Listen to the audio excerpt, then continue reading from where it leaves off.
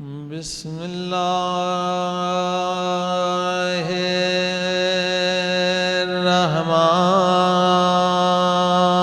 الرحمن الرحیم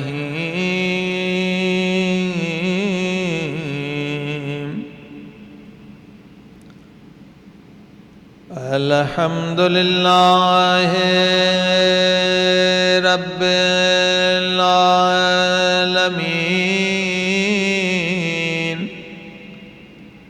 الحمد للہ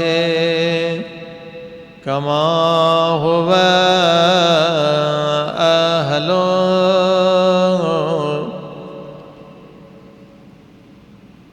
والصلاة والسلام على سید المرسلین وخاتم النبیین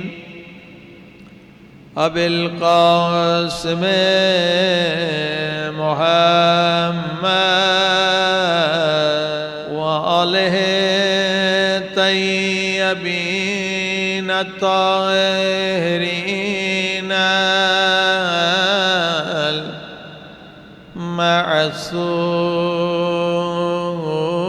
المعصومین اللہم کل ولیک حجت ابن الحسن صلواتک علیہ وعلی آبائہ فی هذه الساعة وفي كل ساعة وليا وحافظا وقائدا وناصرا ودليلا وأعينا حتى تسكنه أرضك طوعا وتمتعه فيها طويلا برحمتك يا أرحم الراحمين صلوات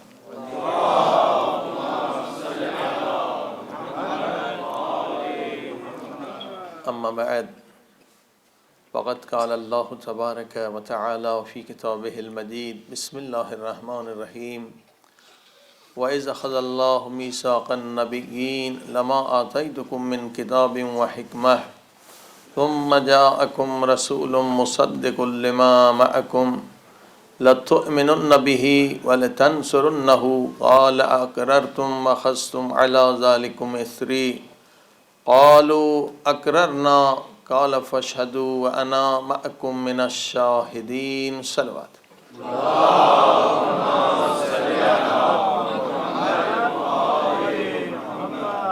معزز سامعین، گفتگو یہ ہو رہی ہے کہ کس طرح سے سوسائٹی سے ٹیررزم کا خاتمہ کیا جائے کہ جس سے آج کئی مسلم ممالک پریشان ہیں۔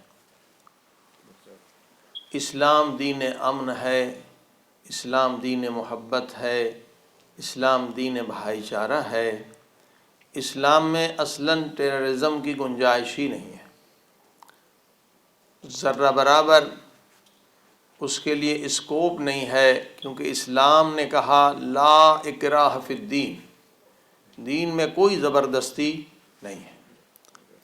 اور بار بار قرآن نے کہا ہاتو برہانکم ان کنتم صادقین، دیکھو لڑنے کی بات نہیں، جھگڑنے کی بات نہیں، اگر تمہارے پاس دلیل ہے تو پیش کرو، اگر تم دلیل پیش نہیں کر سکتے ہو تو ہماری دلیل کو مان لو۔ صلوات پڑھیں محمد۔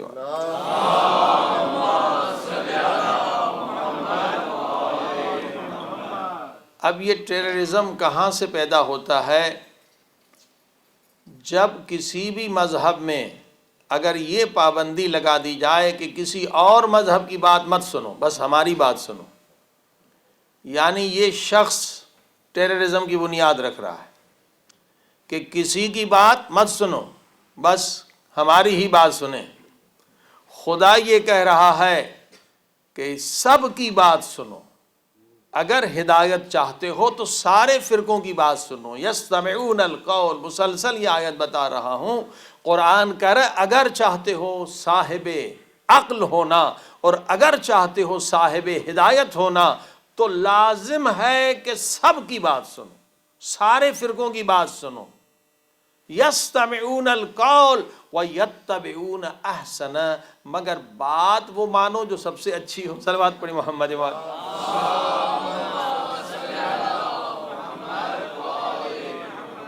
اگر کوئی فرقہ کوئی مذہب یہ کہتا نہیں صرف ہماری بات سنو کسی کی بات نہ سنو، یہ قرآن کے بھی خلاف ہے، عقل کے بھی خلاف ہے، اور یہ بنیاد ہے ٹیررزم کی، نفرت کی۔ کیونکہ جب لوگ کسی اور کی بات ہی نہیں سنیں گے، اب جو بھی وہ کچرا ذہن میں ڈالے گا لوگ قبول کر لیں گے۔ صلوات پڑھی محمد وآلہ۔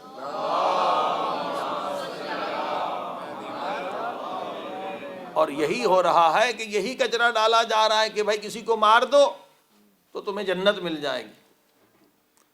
توجہ فرمائی، کسی کو قتل کر لو، 2 آدمی کو کر لو تمہارا باپ جنت میں، 3 کو کر لو تمہارا دادا جنت۔ قتل سے، غارت گری سے جنت بانٹی جا رہی ہے۔ قرآن کہہ رہے من قتل نفسا فکأنما قتل الناس جميعا، اگر ایک انسان کے بھی تم قاتل ہوئے، دنیا تمہیں کہے گی ایک انسان کا قاتل، قرآن کہے گا نہیں، ساری انسانیت کا قاتل۔ اس دین میں یہ ٹیررزم لایا جا رہا ہے۔ توجہ فرمائی آپ نے۔ عزیزان گرامی، میں بار بار کہہ رہا ہوں کہ اسلام تو اتنا وسیع اور اتنا عظیم دین ہے، خدا تو اتنا رحمان و رحیم ہے کہ خدا نے آج تک شیطان کو برداشت کیے ہوئے، شیطان کو ڈھیل دی ہے۔ شیطان جو سب کا دشمن ہے، جو سب کو بھٹکانے والا، خدا شیطان کو معاف کر رہا ہے۔ کن معنوں میں؟ ڈھیل دینے میں، سزا ملے گی، مگر اللہ شیطان کو ڈھیل دے چکا ہے کہ وقت معلوم تک تجھے اجازت ہے، جو کرنا ہے کر لے۔ خدا شیطان کو برداشت کر رہا ہے، یہ خدا کے ماننے والے مسلمانوں کو نہیں برداشت کر رہا۔ بتائیے کون سا دین ہے؟ یہ دین اسلام نہیں ہے۔ عزیزان گرامی، اسلام دین امن ہے، محبت ہے۔ فرقہ پرستی سے ہی ٹیررزم وجود میں آتا ہے، قوم پرستی ہی سے ٹیررزم کا وجود آتا ہے۔ اب کسی کی بات نہیں سنیں گے، اپنی بات سنائیں گے، تو اس کو کیسے ختم کیا جائے؟ ایجوکیشن کی ضرورت ہے۔ میں نے کہا کہ ان ممالک کی، ساری ممالک کی یہ ذمہ داری ہے کمپیریٹیو اسٹڈی، یعنی سارے جو ادیان الہی ہیں، جتنے مذاہب ہیں، ان کی باتیں سنائیں کہ شیعہ حضرات کیا کہتے ہیں، سنی حضرات کا کیا عقیدہ ہے، بریلویوں کا کیا عقیدہ ہے، یہودیوں کا کیا عقیدہ ہے، عیسائیوں کا کیا عقیدہ ہے۔ سارے جتنے بھی مذاہب کے ماننے والے ہیں، سب یہ چاہتے ہیں اللہ کی محبت کا نور مل جائے، اللہ کی معرفت مل جائے۔ یہ سارے انبیاء ایک مشن پر آئے ہیں، سارے کتابیں ایک مشن لے کر آئی ہیں، کوئی فرق نہیں ہے، دین ایک ہی ہے، وہ اللہ کا دین ہے، وہ اسلام ہے۔ صلوات پڑھی محمد وآلہ۔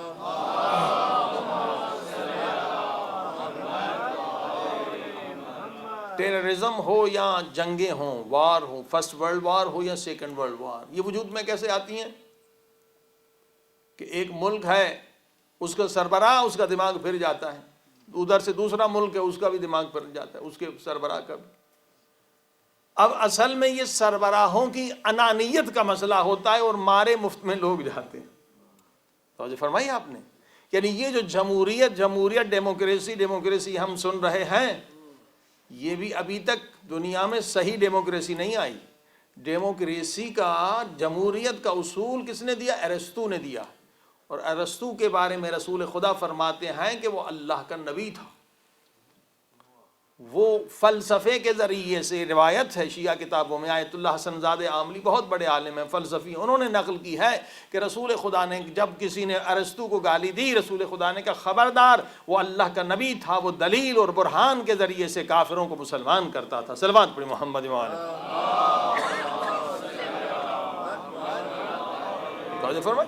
یہ ارسطو نے جو ہمیں فلسفی دی، آج یہ آدھی باتیں تو لوگوں نے لے لی، آدھی چھوڑ دی ہیں۔ ارسطو نے یہ نہیں کہا تھا کہ آدھی بات میری تھیوری لے لو، اسی لیے جنگیں ہیں، اسی لیے ٹیررزم ہے۔ اس میں کیا ہے، جس طرح سے عوام کے ووٹ سے ایک آدمی صدر بن جاتا ہے 5 سال کے لیے، تو صرف یہ نہیں کہ ایک مرتبہ ووٹ لے لیا اب وہ 5 سال کے لیے سب کو غلام بنا لے کہ جو اس کے مرضی میں آئے، نہیں، بلکہ وہ تمام فیصلے جس کا اثر عوام پہ ہو رہا ہے، برا اثر عوام پہ ہونے کا امکان ہے، ان تمام فیصلوں میں صدر کو عوام سے ریفرنڈم لینا چاہیے۔ بتائیے کہاں ہے جمہوریت؟ کس ملک میں جمہوریت ہے؟ جب کسی صدر کو جنگ کرنی ہوتی ہے تو کیا عوام سے ریفرنڈم لیا جاتا ہے؟ یعنی عوام بیچاری آج بھی غلام ہے۔ حقیقی جمہوریت یہ ہے کہ اگر آپ نے جنگ کرنی ہے تو آپ کو ووٹ اس لیے نہیں دیا، ہم نے پریزیڈنٹ اس لیے نہیں بنایا کہ آپ ہمارے بچوں کو مروائیں، آپ دوبارہ ہم سے ریفرنڈم لیں کہ ہم جنگ پسند کرتے ہیں یا امن پسند کرتے ہیں۔ اور اس میں بھی یہ ہوتا ہے کہ ہر ملک جو ہے پروپیگنڈا کرتا ہے، دوسروں کے ریڈیو، دوسروں کی ٹی وی کو بند کرتا ہے، صرف اپنی بات سناتا ہے، اسی سے جنگیں ہوتی ہیں۔ صلوات پڑھی محمد و آل محمد۔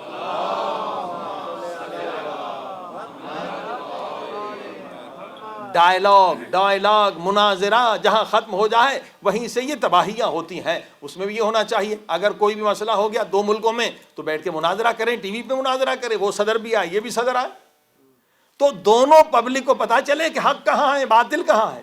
یہ ہر ملک جو ہے اپنی ہی رٹ سناتا ہے، وہ ملک اپنے لوگوں کو اپنی رٹ سناتا ہے، ان کا برین واش کیا جاتا ہے۔ اسی سے جنگ عظیم، اسی سے فرسٹ ورلڈ وار، اسی سے سیکنڈ ورلڈ وار وجود میں آئی۔ حقیقی جمہوریت جب آئے گی تب آئے گی کہ عوام کا حق ہے کہ ہم فیصلہ کریں گے کہ جنگ ہو یا امن ہو۔ اگر جنگ ہی کا شوق ہے تو دونوں پریزیڈنٹ جنگ لڑیں، ہم ٹی وی پر دیکھ لیں گے ان کی کشتی۔ صلوات پڑھی محمد و آل محمد۔ ٹھیک ہے، اتنا ہی شوق ہے۔ کوئی پریزیڈنٹ خود لڑنے نہیں جاتا، بیٹے کو نہیں بھیجتا، بھائی کو نہیں بھیجتا، غریب عوام کو مرواتا ہے۔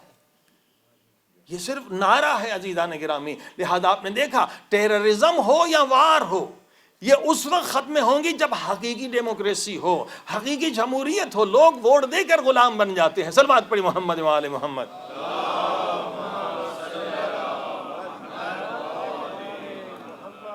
ڈائلاگ کا دروازہ جہاں بند ہوا وہیں جنگیں ہوں گی، وہیں ٹیررزم ہوگا۔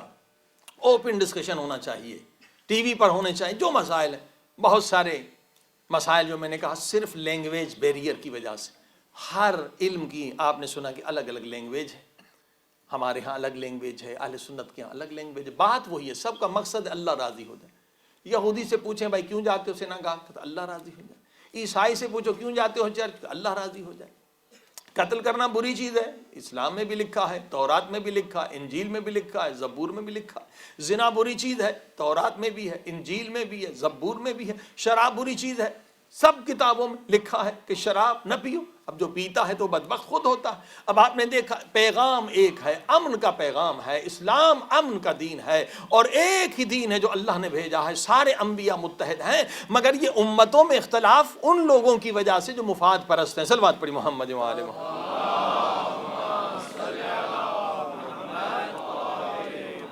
عزیزو، یہ آپ سب کی کوشش ہونی چاہیے کہ ایجوکیٹ کریں لوگوں کو۔ ایجوکیشن کی کمی ہے، جس طریقے سے بھی کر سکیں تو یہ ٹیررزم بھی ختم ہوگا اور فتنے فساد بھی ختم ہوں گے۔ علم حاصل کرو، گہوارے سے لے کر قبر کے کنارے تک، یہ اسلام کہہ رہا ہے۔ سب سے بڑا دشمن انسان کا کون ہے؟ اس کی اپنی جہالت، اور لوگوں کی جہالت سے مفاد پرست لوگ، شیطان پرست لوگ فائدہ لیتے ہیں۔ اگر علم آ جائے فتنے فساد ختم ہو جائیں گے، ٹیررزم ختم ہو جائے گا، جنگیں، نفرتیں، فرقہ پرستی، یہ قوم پرستی، یہ ساری لعنتیں ختم ہو جائیں گی۔ میں نے کہا جہالت، اب کیونکہ لوگوں کے پاس علم نہیں ہے تو اسی سے شیطان وار کرتا ہے، اسی سے حملہ کرتا ہے۔ ایجوکیٹ کریں لوگوں کو۔ مثلا میں نے کہا کہ شیعہ سنی سب کا مقصد ایک ہے، اللہ رسول راضی ہو جائیں، پھر لڑتے کیوں ہیں، جھگڑتے کیوں ہیں، نفرتیں کیوں کرتے ہیں؟ یہ ان مفاد پرست لوگوں نے نفرتیں پھیلائی ہیں جن کا مقصد اللہ کی رضا نہیں، اپنی لیڈرشپ ہے، اپنی قیادت ہے، اپنے کو لیڈر بنانا ہے، دنیاوی مفادات حاصل کرنے کے لیے۔ صلوات پڑھی محمد و آل محمد۔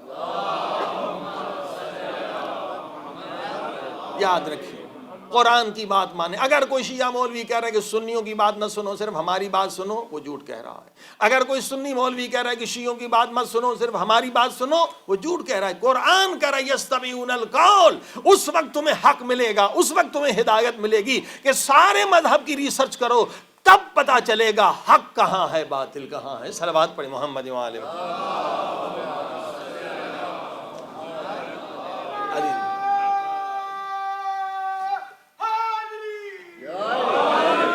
عزیزان گرامی، میں نے عرض کیا تھا جیسے صحابی کا لفظ ہے، ہمارے ہاں معنی اور ہے، اہل سنت کے ہاں معنی اور ہے۔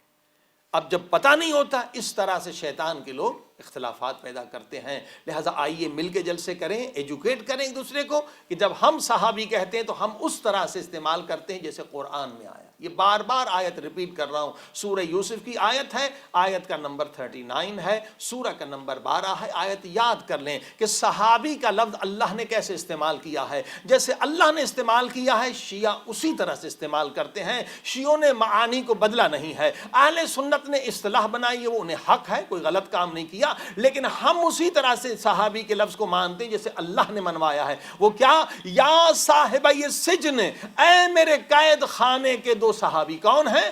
ارباب متفرقون خیر ام اللہ الواحد القہار، ایک خدا کو ماننا بہتر ہے کئی خداؤں کو؟ کنہیں کہہ رہے ہیں؟ حضرت یوسف دو کافروں سے کہہ رہے ہیں، اے میرے کافر صحابیوں، اے میرے مشرک صحابیوں۔ قرآن نے یہ لفظ مشرک کے لیے بھی استعمال کیا ہے، کافر کے لیے بھی استعمال کیا ہے۔ ایک آیت نہیں ہے بلکہ دوسری آیت سنیں، اس آیت یہ بھی سورہ اسی یوسف میں ہے، آیت کا نمبر 41 ہے۔ پھر دوبارہ حضرت یوسف کا قول اللہ نے نقل کیا، پھر کہا یا صاحب یہ سجن، او میرے قید خانے کے کافر صحابیوں۔ اللہ کہہ رہا ہے، سمجھیں اس بات کو، اللہ کہہ رہا ہے، یعنی یہ لفظ اللہ نے جس طرح سے استعمال کیا ہے شیعہ اس طرح سے استعمال کرتے۔ دوبارہ کہا، کیا کہا؟ اما احدکما فیسقی ربہ خمرا، تم میں سے ایک بادشاہ کو شراب پلائے گا۔ دونوں کافر تھے، شراب پلانے والا کوئی مسلمان ہو سکتا ہے؟ تم میں سے ایک بادشاہ کو شراب پلائے گا اور دوسرے کو پھانسی دی جائے گی، اور اللہ ان دونوں کافروں کو حضرت یوسف نبی کا صحابی کہہ رہا ہے۔ صلوات پڑھی محمد و آل محمد۔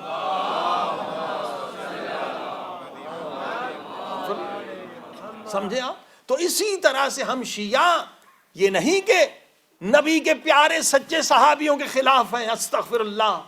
ہمیں دین چاہیے، ایمان چاہیے، کیوں کر ہم نبی کے سچے صحابیوں کے خلاف ہو سکتے ہیں، لیکن ہم اس صحابی کا لفظ اس طرح سے استعمال کرتے ہیں جسے قرآن میں استعمال ہوا ہے، یعنی کافر بھی صحابی ہو سکتا ہے، مشرک بھی نبی کا صحابی ہو سکتا ہے، منافق بھی نبی کا صحابی ہو سکتا ہے، اور مومن بھی ہو سکتا ہے، اور جو مومن صحابی ہے ہم اس کے قدموں کی خاک بھی خود کو نہیں سمجھتے۔ صلوات پڑھی محمد و آل محمد۔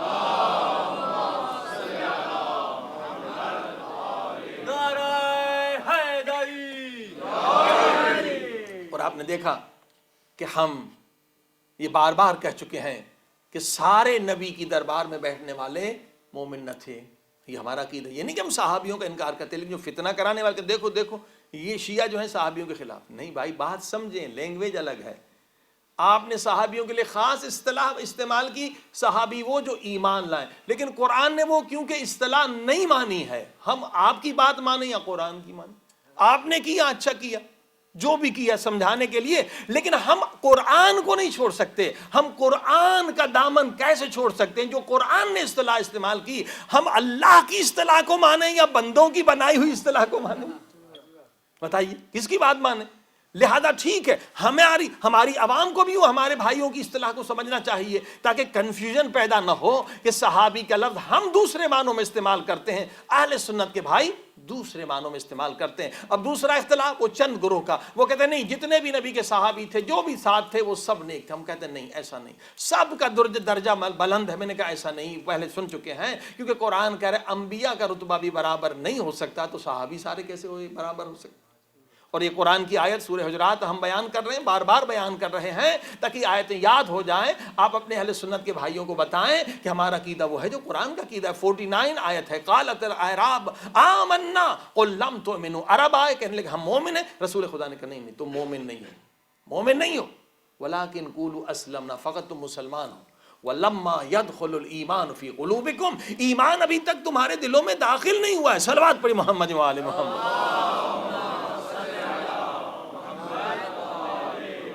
اور پھر ہم نے دوسری آیت آپ کو سنائی، سورہ توبہ کی آیت سنائی، یحلفون باللہ ما قالوا وَلَقَدْ قَالُوا كَلْمَةَ الْكُفْرِ، قسمیں اٹھا رہے ہیں، قسمیں اٹھا رہے ہیں۔ یہ کون؟ یہ بھی نبی کے ساتھ ہے، یعنی قرآنی اصطلاح میں صحابی ہیں، مگر اہل سنت کی اصطلاح میں صحابی نہیں، قرآنی اصطلاح میں یہ بھی صحابی ہیں، رسول کے صحابی ہیں۔ قسمیں اٹھاتے ہیں کہ یحلفون باللہ ما قالوا، قسم اٹھاتے ہم نے نہیں کہا، خدا کہہ رہے جھوٹ بول رہے ہیں، وَلَقَدْ قَالُوا كَلِمَةَ الْكُفْرِ، انہوں نے کفر کا کلمہ کہا ہے، وَكَفَرُوا بَعْدَ إِسْلَامِهِمْ، اور اسلام لانے کے بعد کافر ہو گئے ہیں۔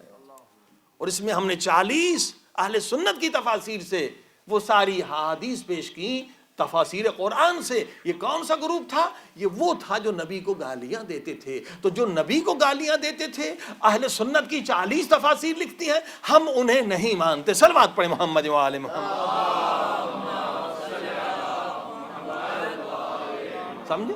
اب دیکھیں اختلافات ختم ہو جائیں گے۔ نہ صرف نبی کو نہیں گالیاں دی، بلکہ 15 منافقوں نے نبی کو قتل کرنا چاہا۔ توجہ فرمائیے آپ۔ لہذا اب آپ دیکھیں گے کہ اختلافات ختم ہوں گے جب مل کے ایک دوسرے کی بات سنیں گے۔ وہ دور بیٹھیں گے، ہم دور بیٹھیں گے، نہ ان کی زبان کا ہمیں پتہ، نہ انہیں ہماری زبان کا پتہ، اختلافات بڑھتے چلے جائیں۔ اسی طرح سے سارے فرقے۔ صلوات پڑھی محمد و آل محمد۔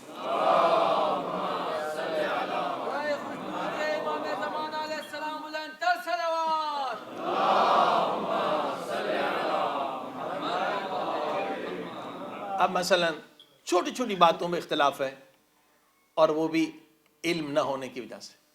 مثلا ہم نماز پڑھتے ہیں ہاتھ کھول کے، یہیں سے کہتے ہیں دیکھو ان کی نماز باطل ہے۔ ایک دوسرے کی بات سمجھا کریں، ایک دوسرے سے پوچھا کریں، یہ سارے مسئلے حل ہونے والے ہیں۔ بھائی صرف ہم ہی ہاتھ کھول کے نماز نہیں پڑھتے، بلکہ اہل سنت کے 4 فرقے ہیں، ان میں سے ایک فرقہ ہماری طرح ہاتھ کھول کے نماز پڑھتا ہے۔ اب جو ہاتھ باندھنے والے ہیں ان کا آپس میں اختلاف ہے، کوئی سینے پہ ہاتھ رکھتا ہے، کوئی پیٹ پہ ہاتھ رکھتا ہے، کوئی پیٹ سے نیچے ہاتھ رکھتا ہے، مگر جو ہاتھ کھولتے ہیں ان میں کوئی اختلاف نہیں، سب ہاتھ کھولتے ہی ہیں۔ صلوات پڑھی محمد و آل محمد۔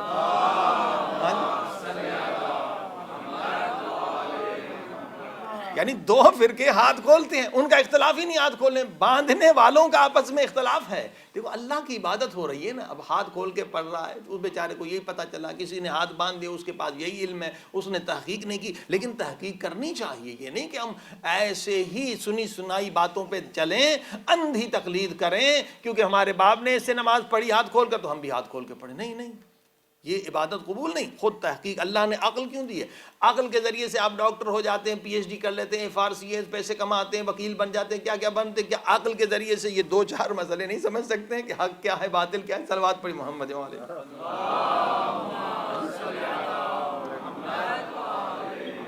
اچھا بھئی ہم سے پوچھیں تو صحیح کہ ہم ہاتھ کھول کے نماز کیوں پڑھتے؟ سورہ نساء ہے، 4 سورہ، اور آیت کا نمبر 102 ہے۔ جنگ کے بارے میں آیت ہے کہ جب جنگ کے دوران نماز آئے تو کیا کریں۔ اللہ کے رسول نے یہ آیت پڑھ کے سنائی کہ جب جنگ کے دوران نماز ہو تو ایک گروپ تو ہاتھوں میں تلوار لے کے حفاظت کریں کہ اٹیک نہ ہو جائے، لیکن جو نماز پڑھیں وہ کیسے نماز پڑھیں؟ وَلْيَأْخُذُوا أَسْلِحَتَهُمْ، جو نمازی بھی نماز پڑھیں وہ ہاتھوں میں اسلحہ لے لیں۔ تو فرمائیں اس زمانے کا اسلحہ کیا تھا؟ تلوار یا ڈھال۔ یعنی نماز کے دوران آپ کھڑے ہیں مگر کیا ہوگا؟ آپ کے ہاتھ میں اسلحہ ہوگا۔ اگر فرض کریے میں ہاتھ میں کوئی چیز لیتا ہوں تو کیا ہوگا؟ میرا ہاتھ وہ بھی تلوار، جب میں ہاتھ میں میرے تلوار ہے اور اگر میں ہاتھ باندھتا ہوں تو یہ میرے بازو والا مومن زخمی ہو جائے گا. صلوات پڑھی محمد وعلى محمد. بتائیے کیسے ہو سکتی نماز؟ جب نماز میں بلکہ اہل سنت کے بھائیوں کے ہاں تو پاؤں کو پاؤں سے ملانا ہے، بالکل نزدیک کھڑے ہونا ہے. تو ظاہر ہے کہ اگر اس طرح سے نماز پڑھیں گے تو ہاتھ میں تلوار ہوگی تو بازو والا آدمی زخمی ہو جائے گا. تو عزیزان گرامی وَلْيَأْخُذُوا أَسْلِحَتَهُمْ، یہ قرآن کی آیت ہے. جب ہاتھ میں اسلحہ ہوگا تو ہاتھ کھلے ہی ہوں گے. صلوات پڑھیں محمد وعلى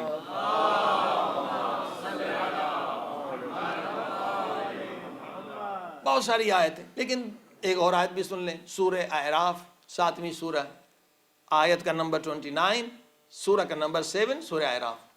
کس طرح سے نماز پڑھیں؟ خدا نے فرمایا قُلْ أَمَرَ رَبِّي بِالْقِسْطِ وَأَقِيمُوا وُجُوهَكُمْ عِنْدَ كُلِّ مَسْجِدٍ وَادْعُوهُ مُخْلِصِينَ لَهُ الدِّينَ. جب نماز پڑھو قبلے کی رخ طرف کرو، قبلے کی طرف منہ کرو. الحمدللہ اس میں اختلاف ہی نہیں، سارے مسلمانوں کا قبلہ ایک ہے. خدا کا شکر ہے، قرآن ایک ہے، رسول ایک ہے، خدا ایک. یہ چھوٹے چھوٹے مسائل پر اختلاف ہے، وہ بھی حل ہو سکتا ہے علم کے ذریعے سے، نہ تعصب کے ذریعے سے. قُلْ أَمَرَ رَبِّي، جب بھی نماز پڑھو قبلے کی طرف. میرے مالک ٹھیک ہے، سارے مسلمان قبلے کی طرف رخ کرتے ہیں. اب اختلاف ہے، ہاتھ باندھ کے پڑھیں یا ہاتھ کھول کے.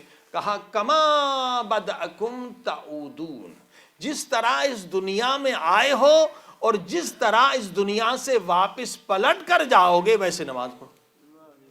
بات سمجھے اشارہ؟ کہ جیسے اس دنیا میں آئے ہو اور جس طرح سے اس دنیا سے پلٹ کر جاؤ گے اس طرح سے نماز پڑھو. اب جب انسان آتا ہے تب بھی ہاتھ کھلے ہوئے. چلیے آپ جنازہ دیکھ لیں، شیعہ کا ہو یا سنی کا ہے، اگر ہاتھ کھلے ہوئے ہیں تو کھول کے نماز پڑھیں، اگر ہاتھ بندھے ہوئے ہیں تو باندھ کے نماز پڑھیں. صلوات پڑھی محمد وعلى محمد.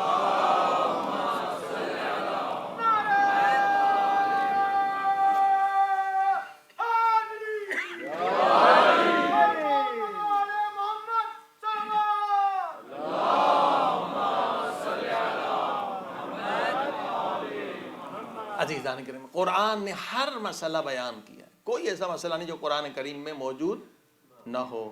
اب کہتے ہیں مثلا اسی ایام عزاداری میں، محرم میں، اکثر اہل سنت کے بھائی تو روتے ہیں، ہمارے ساتھ مجلسوں میں آتے ہیں، گریہ کرتے ہیں، عاشق حسین. مگر کچھ ایسے بھی ہیں وہ کہتے ہیں نہیں یہ رونا بدعت ہے، یہ رونا گناہ ہے.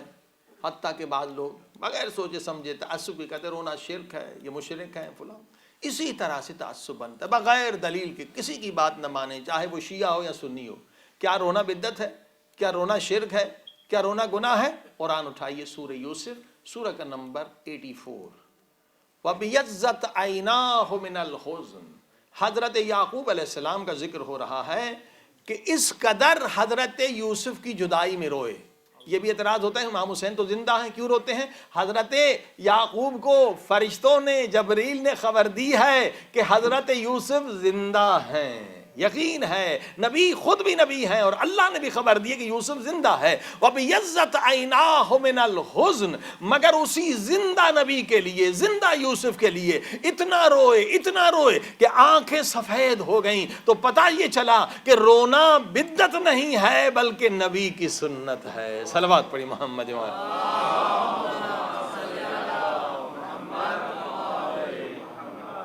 اب الحمدللہ رونے پر تو ہمارے سنی حضرات، بہت سارے برادران ہمارے ساتھ روتے ہیں، مجلسوں میں آتے ہیں، لیکن بہت سارے ماتم بھی کرتے ہیں، بہت سارے ماتم نہیں کرتے. کہتے نہیں جی ماتم کرنا بدعت ہے، ماتم کرنا یہ حرام ہے.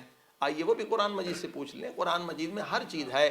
سورہ زاریات اور آیت کا نمبر 28 اور 29، سورہ زاریات اور آیت کا نمبر 28 اور 29. فَبَشَّرُوهُ بِغُلَامٍ عَلِيمٍ، حضرت ابراہیم کو ایک بہترین فرزند کی فرشتوں نے بشارت دی کہ تمہیں ایک بیٹا ہوگا. وَأَقْبَلَتِ امْرَأَتُهُ فِي سَرَّةٍ فَسَكَّتْ وَجْهَهَا وَقَالَتْ عَجُوزٌ حَكِيمٌ. اتنے میں ان کی بوڑھی بیوی آ گئی. ان کی عمر بہت زیادہ تھی، 90-100 سال، یعنی بیٹا ہونے کا امکان ہی نہیں تھا، دونوں بوڑھے ہو چکے تھے.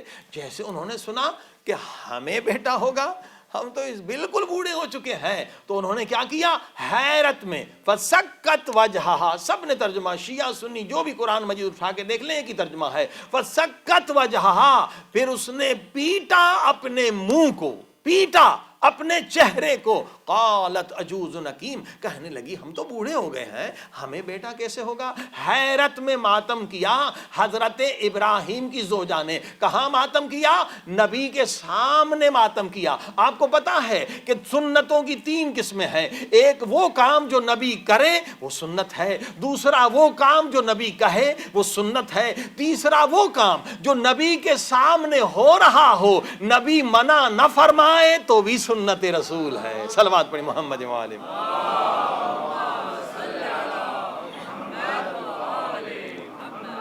حضرت ابراہیم کی زوجہ ماتم کرتی رہی، اللہ کے نبی نے منع نہیں کیا۔ اب شاید کوئی آج جیسا ہمارے جیسا کوئی آدمی سوچے بھی بیوی کا خیال کیا ہو کہ بیوی ناراض نہ ہو جائے۔ چلیے نعوذ باللہ نعوذ باللہ، اگر یہ بھی کوئی سوچے چلو ابراہیم علیہ السلام نے خیال کیا، اللہ تو خیال نہیں کر سکتا۔ صلوات پڑھی محمد و آل محمد۔